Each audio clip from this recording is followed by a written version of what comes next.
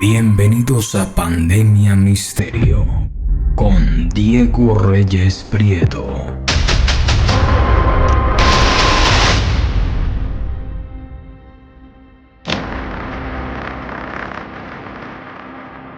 Bueno, queridos amigos, pues hoy les quiero dar la bienvenida a un capítulo más de este espacio que se llama Pandemia Misterio Diego Reyes. Y para mí es un privilegio, para mí es un honor, para mí es una dicha poder compartir con ustedes una entrevista maravillosa que tenemos el día de hoy. Es con el gran JJ Benítez. Vamos a hablar de muchas cosas. Vamos a hablar del viaje a la luna, vamos a hablar de lo que ocultan y han ocultado siempre los militares. Por supuesto, vamos a hablar de sus libros y bueno, pues invitadísimos para que no se pierdan ni un detalle de esta gran entrevista que los va a dejar sin palabras. De antemano, pues contarles que gracias a la colaboración de JJ Benítez, hace un año publiqué mi libro El secreto de Gabo. El secreto de Gabo pues va a estar o está disponible en todas las librerías, en la Librería Nacional aquí en Colombia o en Busca Libre, en cualquier parte del mundo, de la editorial Cangrejo Editores. Y también pues decirles que voy a estar en la próxima Feria Internacional del Libro de Bogotá, allí en la Filbo, en el stand de Cangrejo Editores.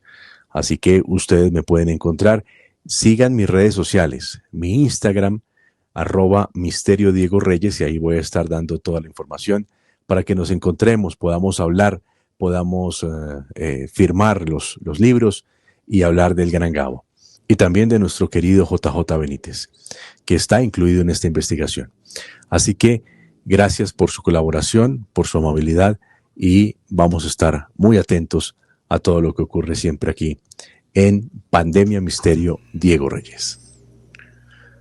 Muy bien, y el placer, el honor de siempre. Yo recuerdo cuando hace ya muchos años, yo saludando a JJ Benítez le dije maestro, y él me dijo no, yo no soy para nada un maestro. Pues ya no le digo maestro, sino mi admiración siempre es gigante y sigue intacta, pero lo sigo tratando ahora como un amigo y como una persona que admiro mucho. Por eso lo saludo como Juanjo. Y para mí es un placer que aquí en la radio, en la FM y en nuestro canal Pandemia Misterio, Diego Reyes, poder conversar nuevamente con él.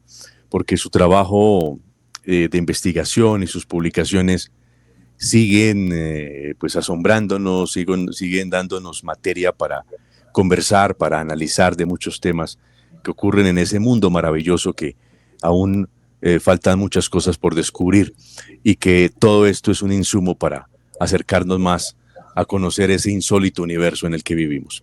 Para esta conversación me acompaña también un gran amigo, Manuel González, un investigador, docente universitario y además un gran conocedor de la obra de JJ Benítez en Colombia.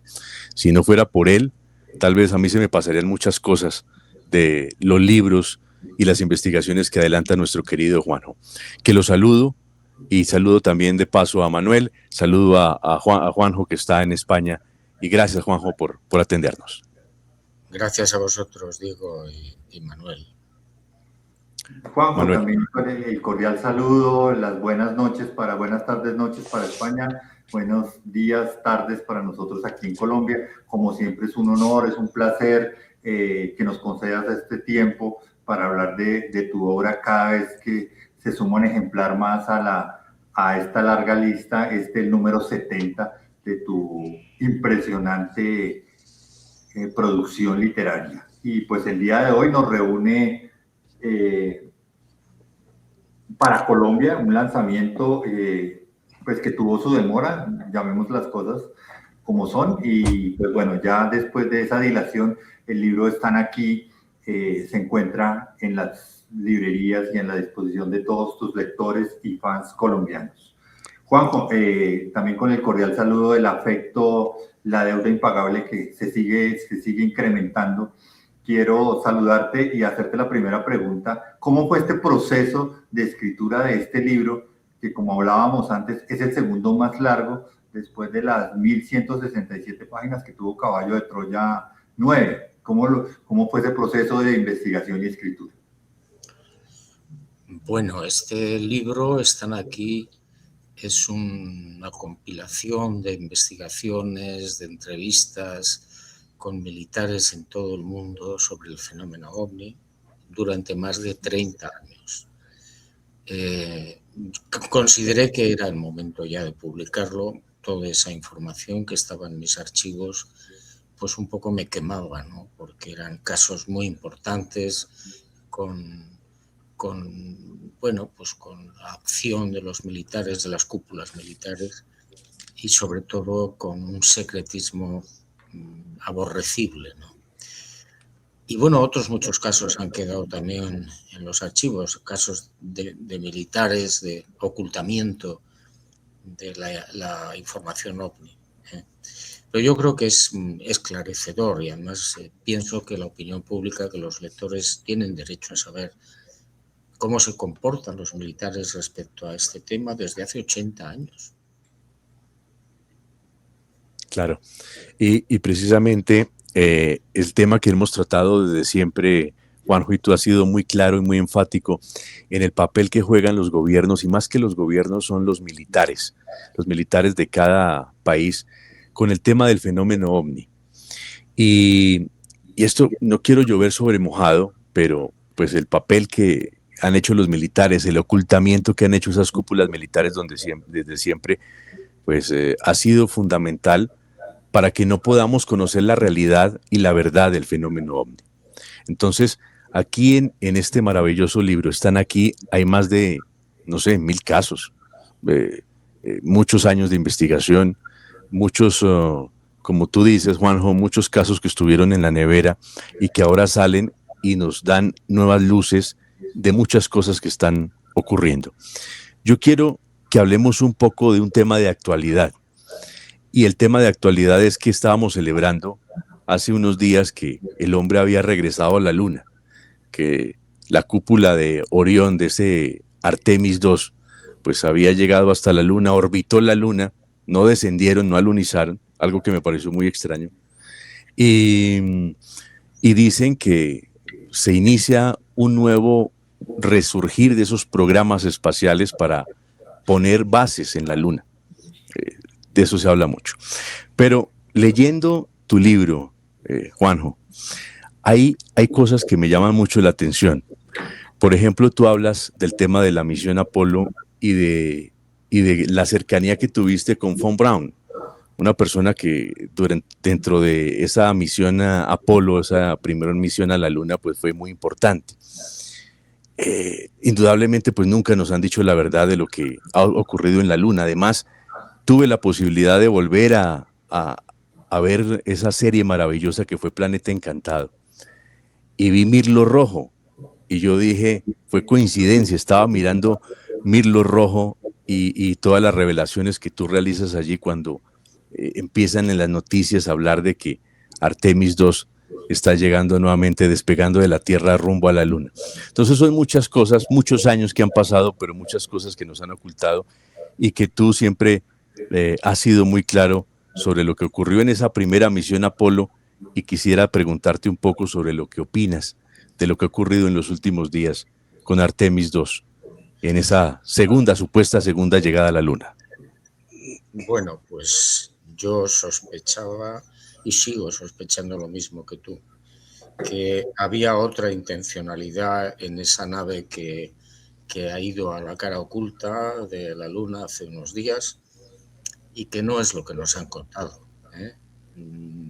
A ver, no tiene sentido que manden una nave tripulada a la cara oculta de la Luna sin bajar a esa cara oculta.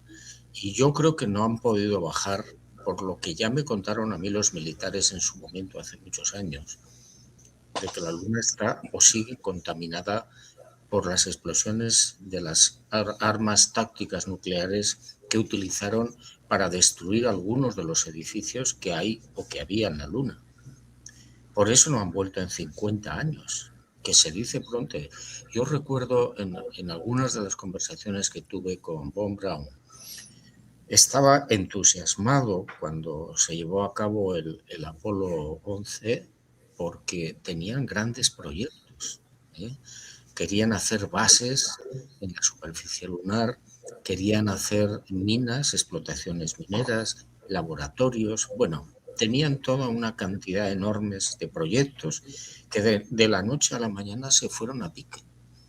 Yo recuerdo que Von Braun me decía, yo supe de los edificios en la Luna y supe que los destruyeron.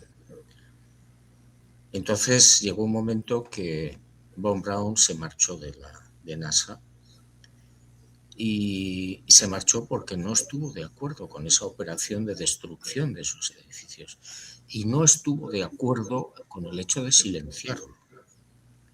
Porque los astronautas, no sé si lo sabéis, cuando firman un contrato con NASA hay un documento que les obliga al silencio y al secreto durante 4 generaciones. Si eso se incumple, esos señores pueden tener muchos problemas, muchos problemas. Entonces Von Braun no estaba de acuerdo con esta táctica. En realidad, a ver, hay que tener en cuenta que NASA, aunque aparentemente es un organismo civil, quien está detrás son los militares y lo han estado siempre, desde su fundación en el 58. Bueno, entonces lo que yo intuyo, no lo sé con certeza, es que esta última nave, Orión, que ha llegado a la cara oculta, ha ido a comprobar probablemente cuál es el grado de contaminación que todavía tiene la superficie lunar, para poder saber cuándo bajar. Aparte de eso, seguramente habrán fotografiado muchas cosas. En la cara oculta, que no se destruyeron los edificios en aquellos Apolos, probablemente hay también bases, torres, carreteras, edificios. Entonces yo supongo que han ido a ver cómo está la situación.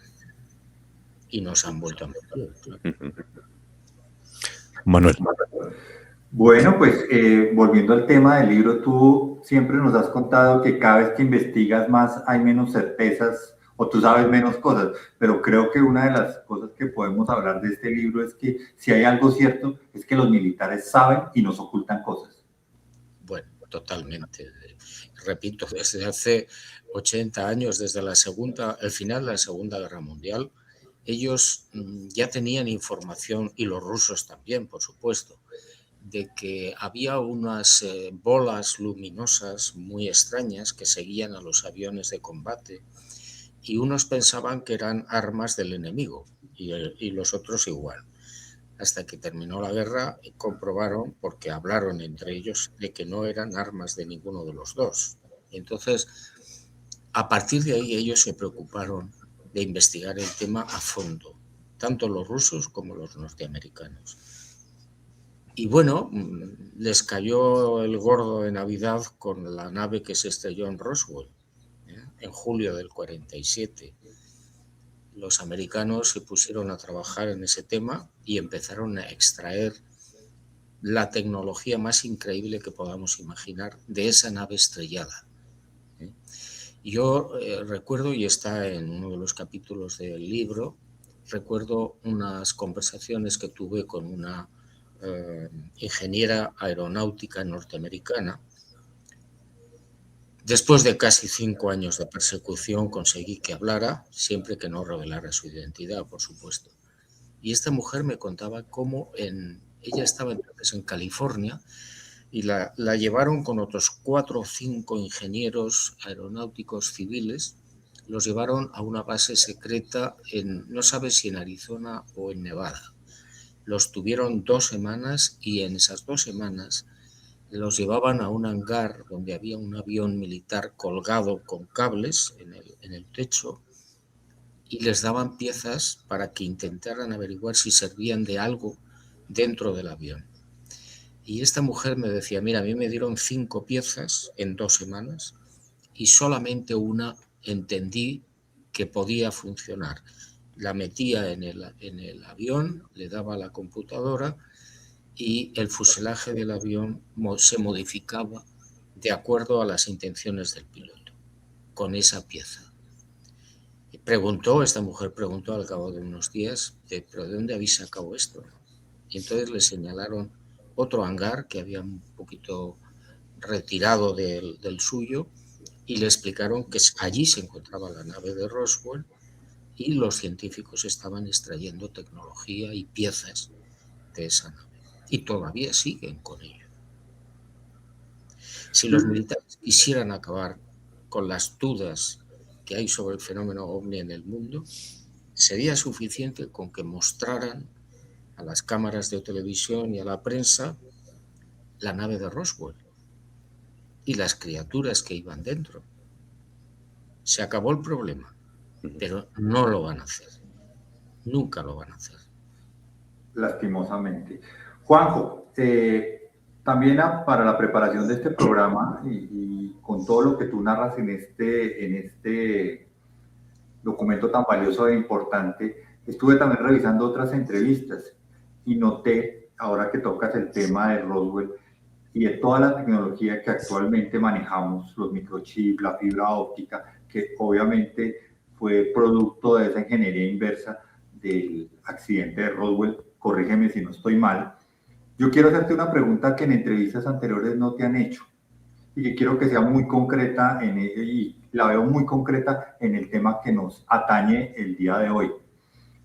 De esa tecnología que los norteamericanos se apoderaron en el incidente de Roswell, ¿qué pudo pasar, tecnológicamente hablando, a la Operación Caballo de Troya? Por lo que yo sé, creo que no tiene nada que ver. Es decir, la Operación Caballo de Troya se lleva a cabo prácticamente a principios de los años 70. Hay una tecnología extraordinaria que describe el mayor norteamericano en los caballos, pero yo creo que esa tecnología no aparece, que yo sepa, en la nave de Roswell. A ver, en la nave de Roswell se han filtrado algunas de las tecnologías que han extraído de la nave. Como tú muy bien decías, la fibra óptica, los chips de los ordenadores, la visión nocturna, una serie de cosas, pero que yo sepa, no ha salido a la luz una tecnología tan avanzada como la de Caballo de Troya. Es decir, por ejemplo, los swivels, los elementos que sirven para el salto en el tiempo, que yo sepa, ahí no está. Que yo sepa.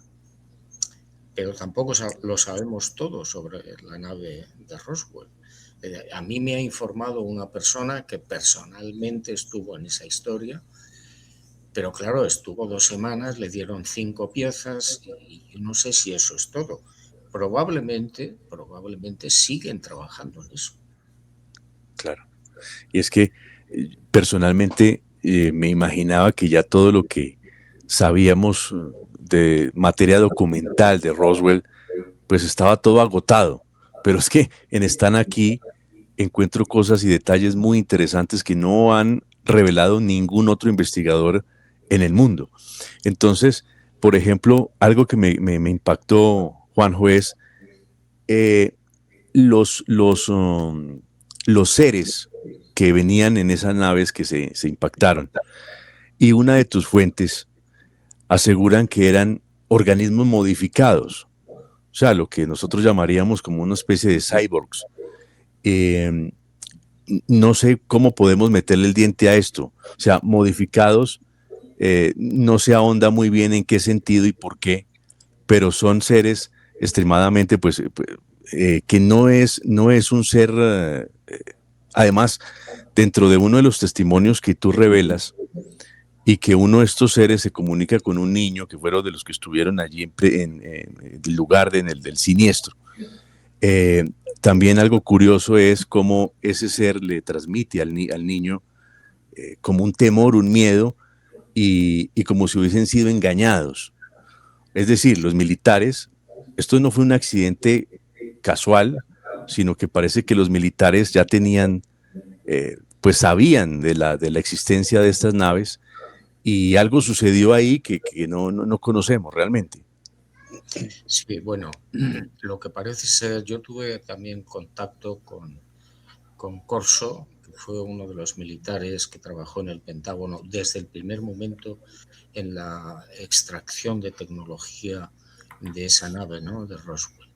Y me contaba y me decía que eran cyborgs, efectivamente, eran seres mitad humanos, entre comillas, y mitad máquinas, que es algo que nosotros todavía no podemos ni imaginar. Sí tenemos robots, pero son robots, ¿eh?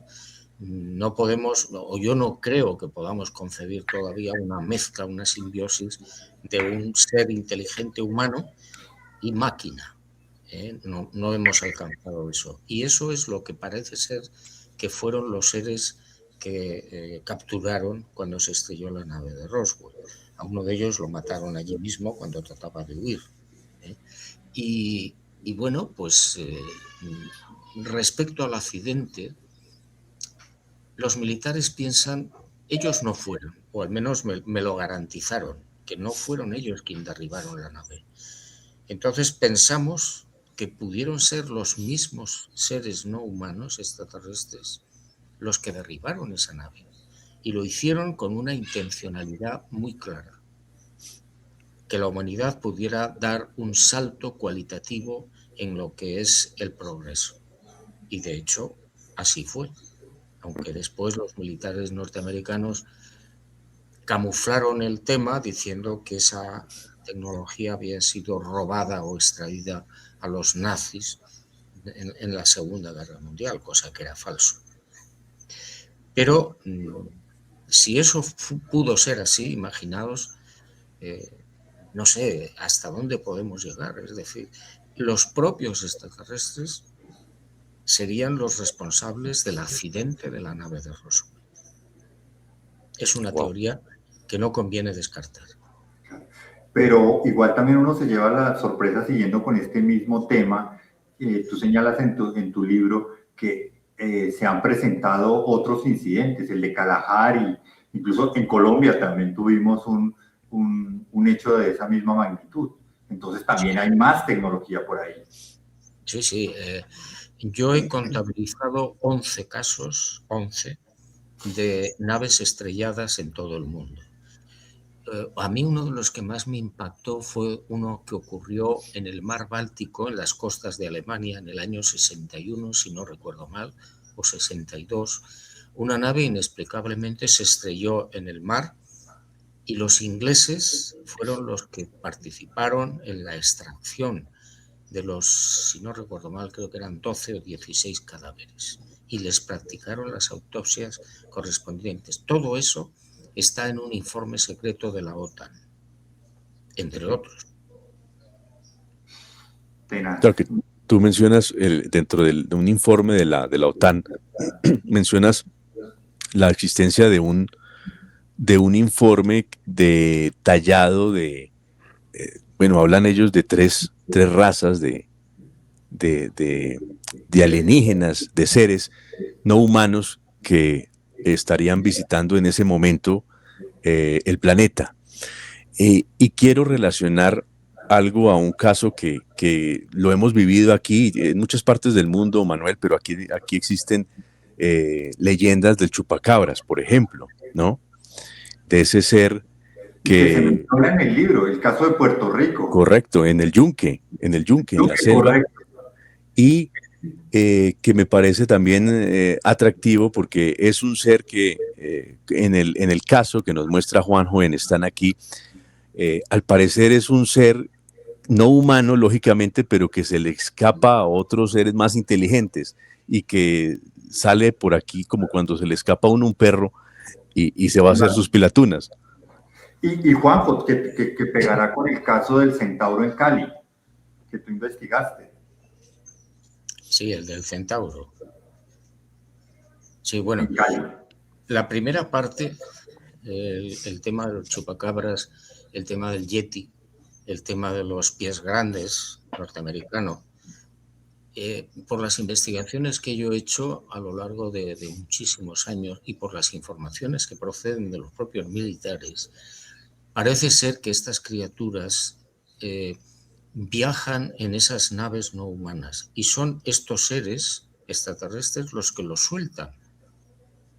y salen, no sabemos con qué intencionalidad o la sospechamos, pues de acumular sangre, por ejemplo, de animales y transportarla quizás a las naves, no sabemos por qué ni para qué, pero lo que sí hay es infinidad de testigos que han visto entrar y salir de los ovnis a estos seres, al chupacabras, al yeti, al pies grandes, y por eso seguramente no hay forma de capturarlos.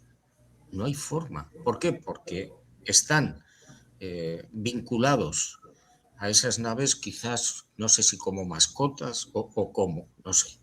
Yo recuerdo un caso, ya que mencionaba Diego el Yunque, de un militar norteamericano, un general ya retirado, que estaba cazando con otros militares en el Yunque, y este hombre de repente los cazadores vieron una criatura pequeña con los ojos rojos, con las alas como los murciélagos, que parecía que estaba herida.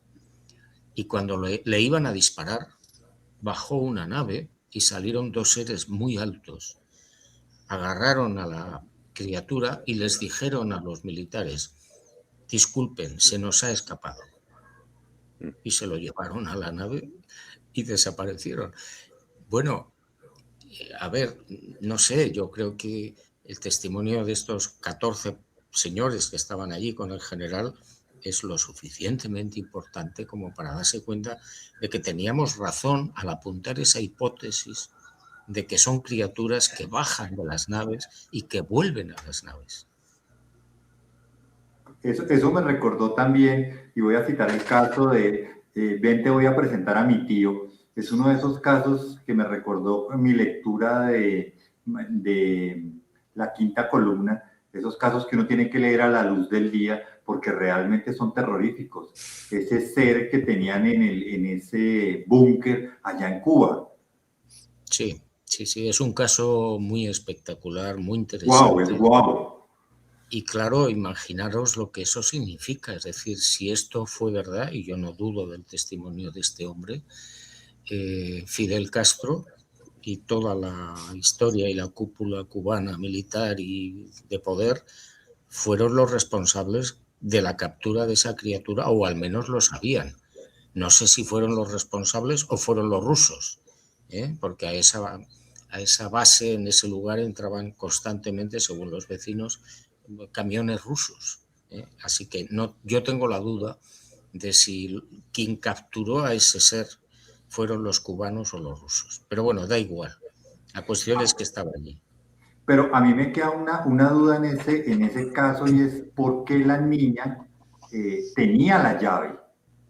Yo no pude nunca localizar a la muchacha, que ahora será ya una señora mayor, y sigo todavía detrás de ella, pero no he podido localizarla. Yo lo que no sé es, sospecho que esta muchachita que vivía en esa zona pudo tener acceso a las llaves de entrada porque, bueno, pues alguien de la finca estaría trabajando quizás también para esa base.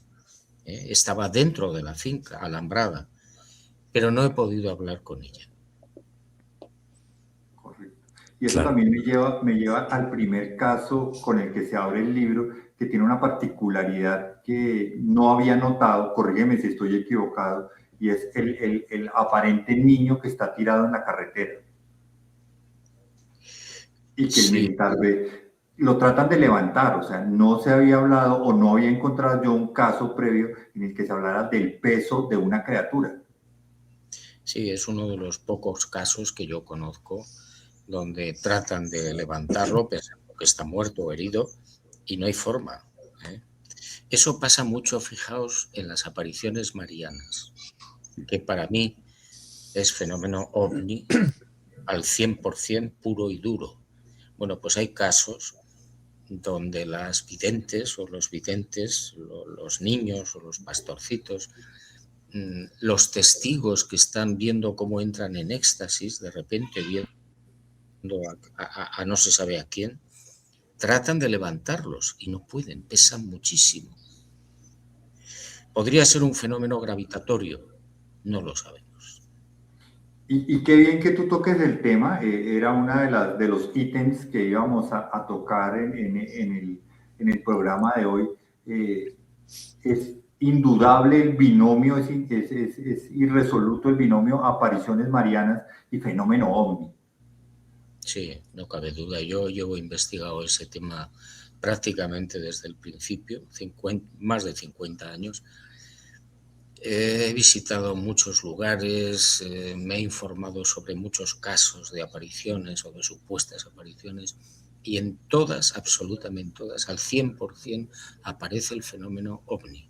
Bien con las naves, con luces, con seres, exactamente lo que estamos investigando. Por otro lado, muchos investigadores desde hace muchos años. El fenómeno ovni es y está presente en todas las apariciones, pero fijaros esto a dónde nos puede llevar. Primero, no tiene nada que ver ni con María, ni con Jesús de Nazaret, ni con los discípulos, ni con... No.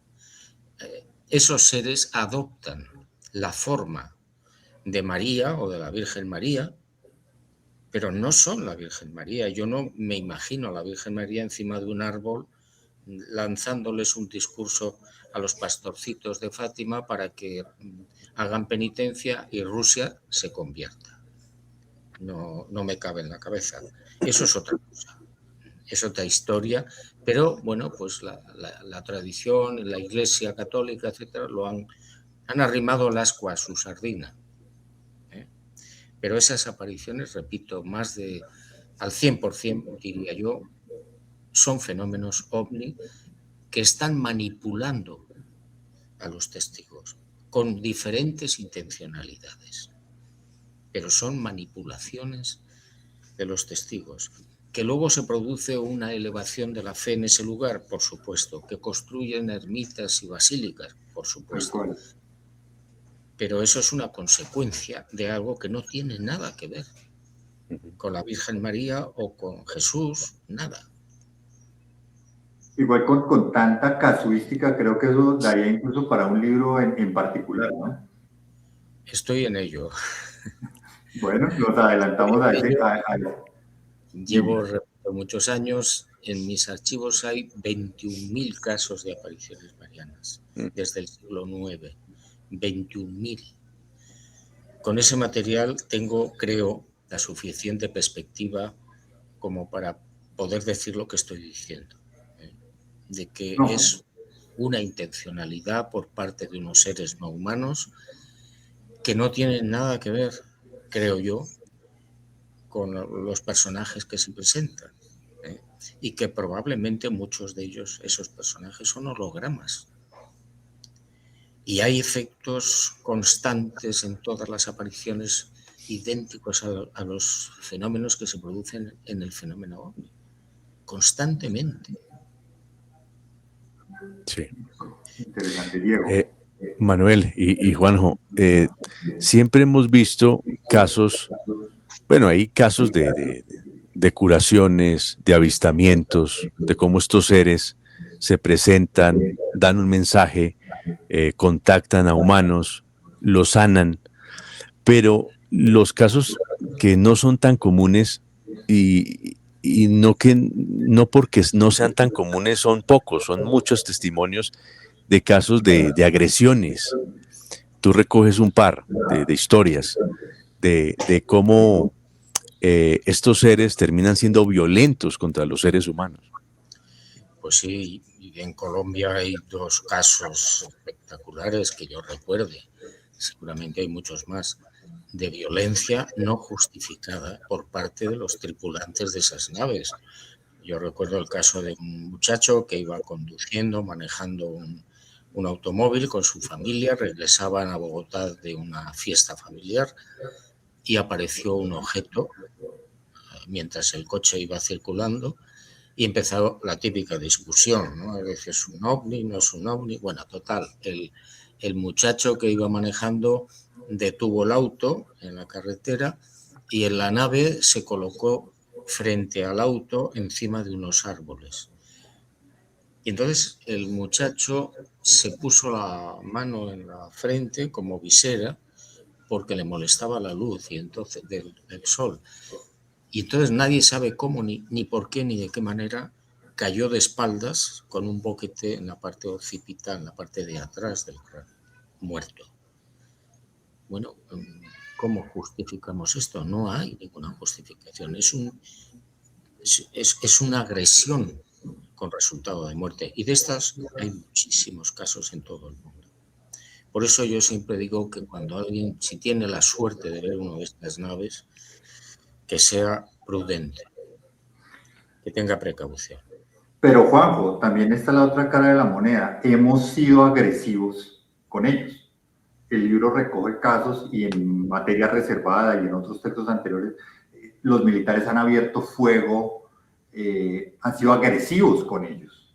Sí, sí, por supuesto. Y ahí yo entendería que estas naves respondan con la misma moneda. Por ejemplo, yo recuerdo un caso en Cuba de un objeto que fue captado en el norte de la isla, en el mar, y salieron 2 MiG para interceptarlo. Y cuando uno de los aviones estaba a punto de dispararle un misil a esa gran esfera, bueno, pues el otro compañero, el otro militar que iba en ese avión, vio cómo el MiG quedaba pulverizado.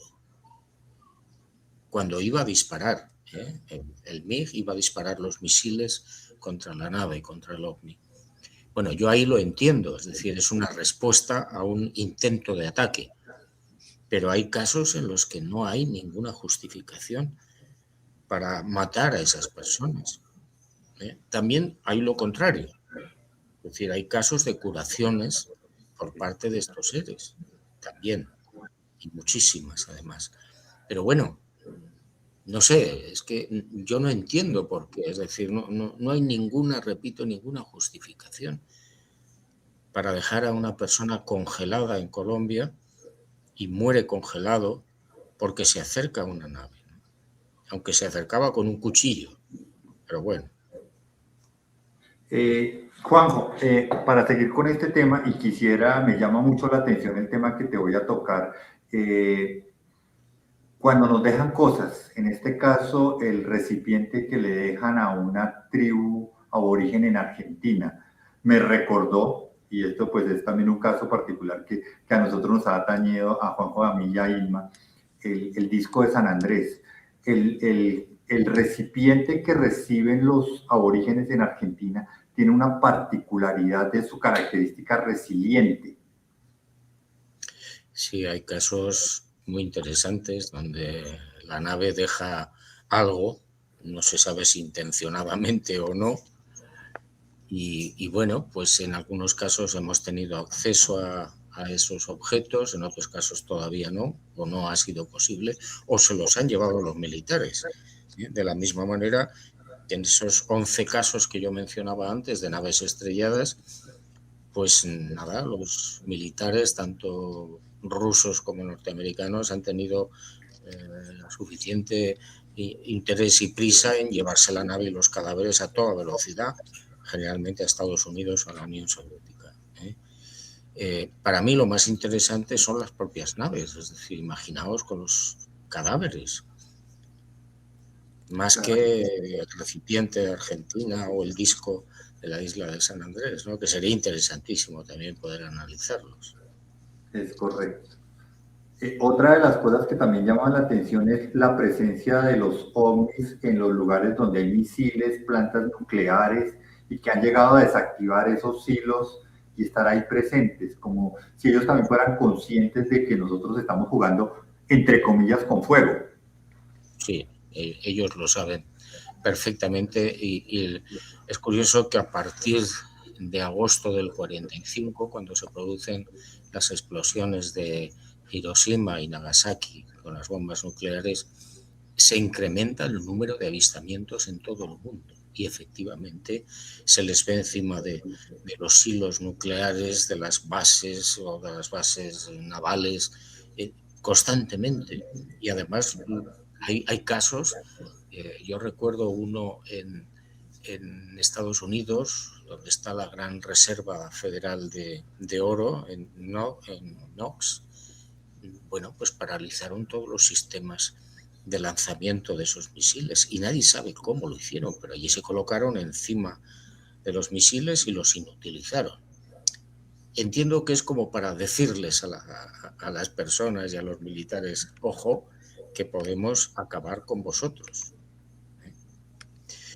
Mira, yo recuerdo en Chernobyl, cuando se produjo el desastre nuclear, los guardas de seguridad vieron una nave cerca de la central nuclear y cómo de la nave partía un haz de luz que enfriaba el reactor que había estallado. Es decir, que hay de todo. Y Sí. pues, dime, Diego, dime. No.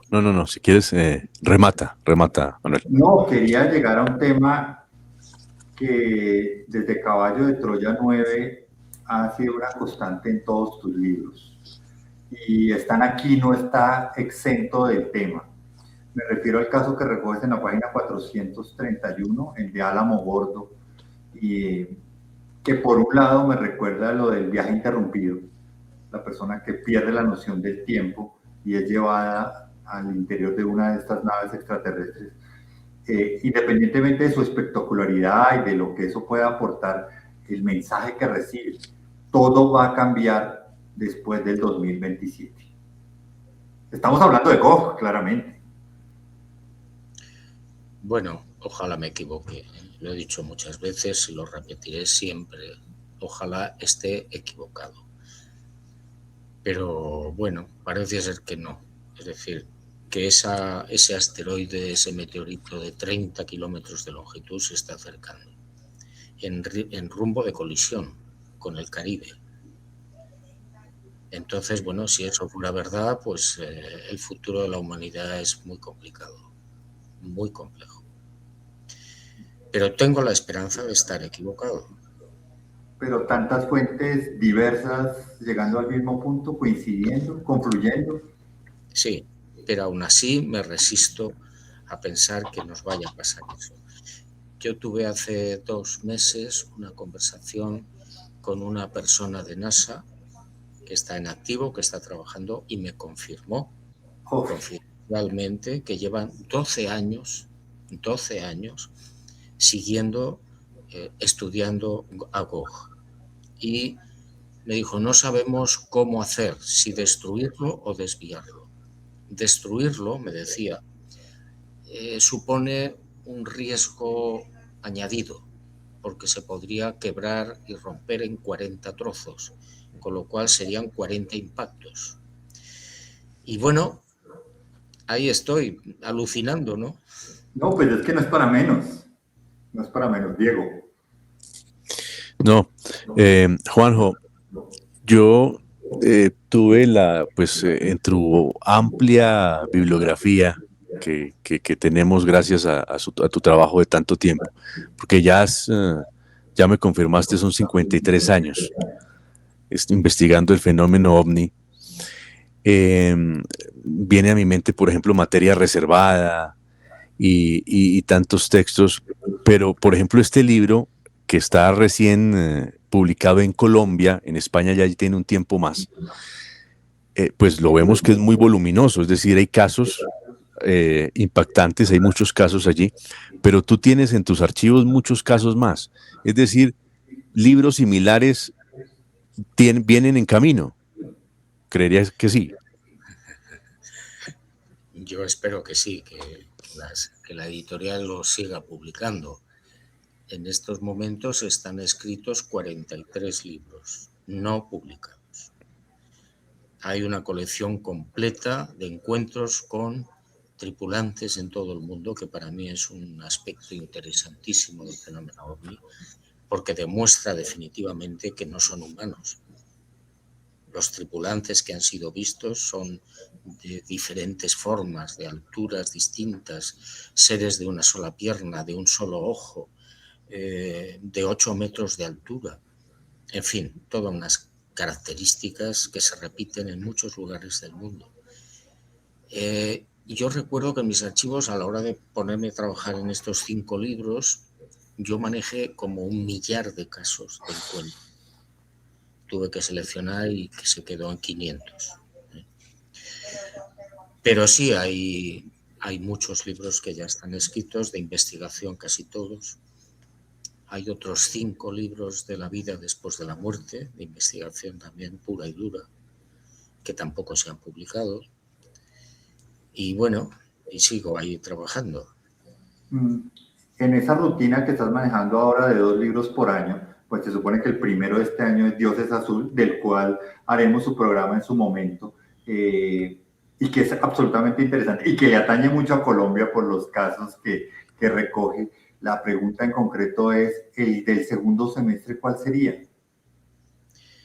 Este año supongo que se va a publicar un libro que se titula Amado Gurú, que es una novela, no es un libro de investigación, aunque me ha llevado muchísimos años la reunión de señales que hay por todas partes de plástico, de todo tipo. Bueno, he estado muchos años reuniendo 5.000 imágenes de esas señales, y con esas señales es como yo he armado la novela. Una expedición no humana que llega a la Tierra, donde todo está destruido y solo quedan esas señales de plástico. Y esos científicos, es una crítica, por supuesto, a la ciencia con orejeras, esos científicos tratan de reconstruir cómo fue la vida en la Tierra en base a esas señales de plástico. Y claro, es un libro, imaginaos, de humor total y una crítica feroz a la ciencia con orejeras. ¿Qué Bueno, extensión tendrá? ¿Eh? ¿Qué extensión tendrá? Ay, no me acuerdo, pero puede ser unas 200 o 300 páginas. No me acuerdo exactamente. Ese libro se supone que va a salir en septiembre. En España. En el mercado literario colombiano estamos esperando que se publique Dios es Azul, ¿no? Que no está aún aquí. Es un desastre, de verdad, es un desastre. ¿Cómo es posible si Planeta tiene una delegación en Colombia y en otros muchos países de América? ¿Cómo es posible que tarden tantos meses en publicar esos libros en América? Yo no lo entiendo. Y pues a nosotros las ansias por leerte pues hacen que la espera se prolongue de una forma terrible. Pero bueno, reencaminándonos y ya tomando la parte a la que quiero llevar esta entrevista, ovnis y experiencias cercanas a la muerte. ¿Cómo relacionamos dos temas que aparentemente no tienen una consonancia directa, sino que están, parecerían diversos y se terminan mezclando? Bueno, yo he necesitado muchos años para entenderlo, o medio entenderlo, pero ahora mismo estoy convencido de que parte del fenómeno ovni, no sé si todo, parte del fenómeno está íntimamente vinculado al fenómeno de la muerte. Y pongo ejemplos. Un señor en Argentina es abducido en diferentes ocasiones, cuenta lo que ha visto y en uno de los casos de encuentro con estas naves ve a unos seres de más de 3 metros de altura, con unas vestiduras blancas, y allí con ellos ve a su abuelo muerto hacía tiempo. Y entonces el muchacho le pregunta al abuelo, bueno, pero estos seres ¿quiénes son? Y el abuelo les dice, son los tatas, que en América tiene una concepción próxima a la protección de los abuelos o de los padres. Y no tengas miedo, son los tatas, nos cuidan, nos ayudan.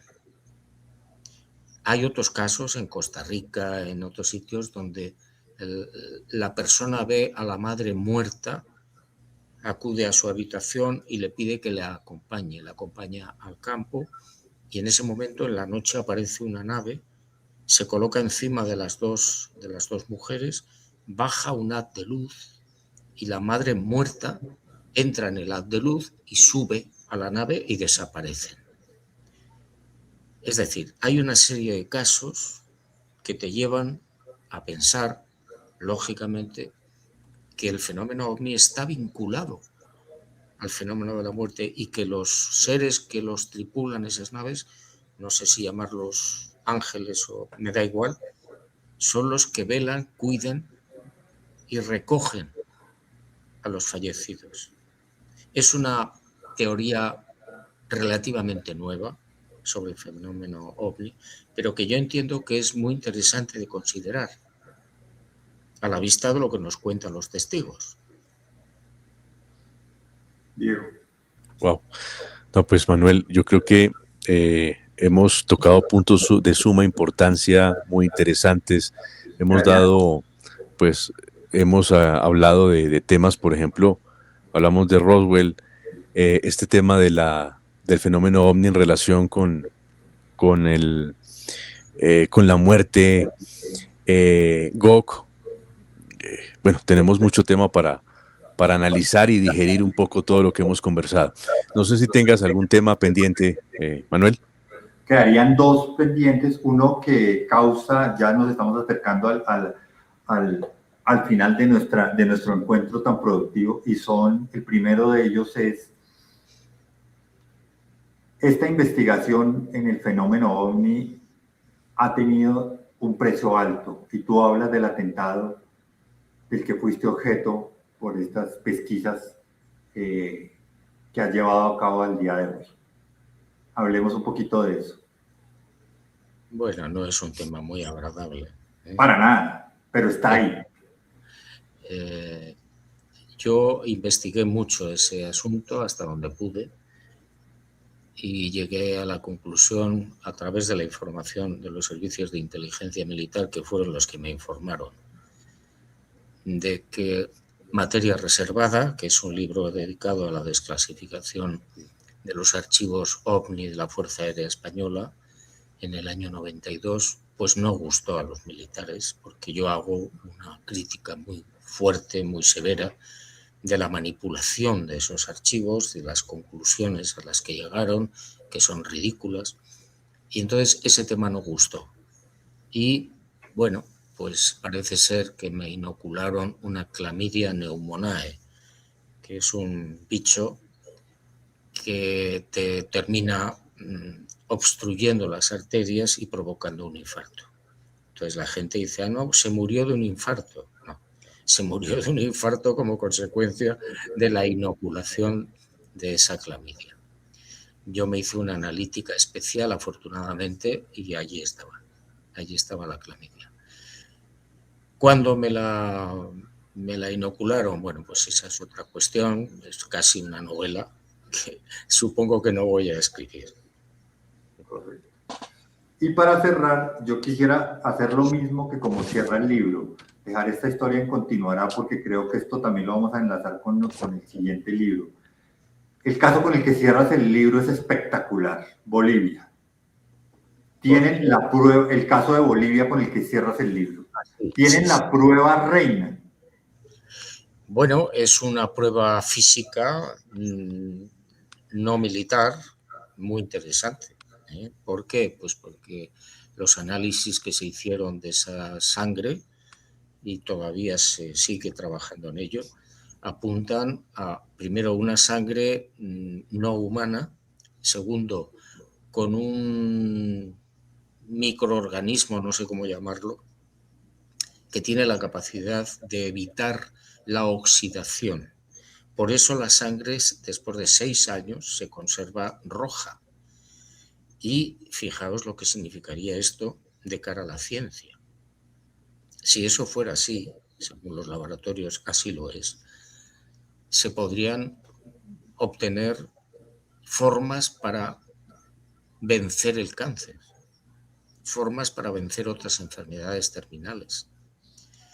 Bueno, vamos a ver, ya no es un problema nuestro, es decir, los investigadores hemos llegado hasta un punto y a partir de ahora quienes tienen que trabajar en este asunto es la ciencia, ¿no? Y me llama la atención que la persona incluso recibe la curación de la diabetes. Sí, este médico, el testigo es un médico, también tuvo esos resultados. Sí. Y la historia continuará. Sí, esa sangre, repito, contiene algo, contiene un principio que sería de una extraordinaria importancia para la humanidad. Y además, insisto, es la primera prueba física tangible, bueno, aparte de otras pruebas que han quedado también por el resto del mundo, que han sido abandonadas por estos seres o sea, han entregado a los testigos algunas cosas también, ¿no? Pero lo que es sangre de un supuesto ser no humano, pues es, yo creo que yo sepa, es la primera vez en el ámbito civil, porque en la nave de Roswell y en los otros 10 casos que yo conozco, los seres que iban allí han sido analizados, se ha analizado la sangre, su cuerpo, los pulmones, todo. Es correcto. Bueno, esas eran mis inquietudes que quería compartir tanto con los queridos oyentes y con Diego y con Juanjo, por supuesto, que es quien nos concede esta valiosa entrevista. No, Manuel, nos faltó un whisky que espero que nos los tomemos muy pronto, porque... No bebo, doy abstemio. Pero es una delicia siempre y un placer escuchar a Juanjo y conocer su trabajo, que es maravilloso. Juanjo, quiero agradecerte inmensamente, Manuel, también por el trabajo, por la conexión y por ayudarme y guiarme también en este camino de conocer la vida literaria, el trabajo literario de Juanjo. A Juanjo también agradecerte, Juanjo, a Irma, que también, ella está detrás de bastidores. Tras bambalinas, sí. Las conexiones y todo. Me está diciendo ahora que quería saludaros el amigo Trump. Ah, mira. Y nada, Juanjo e Irma, los queremos mucho. Saben que en Colombia tienen unos fieles lectores, gente que los quiere, que los aprecia. Particularmente para mí también es fundamental reiterarles mi cariño y afecto y ese agradecimiento por este tiempo que compartimos. Muy bien, ha sido un placer. Espero que nos veamos. Ojalá así sea y así será. Un abrazo grande. Gracias. A ti.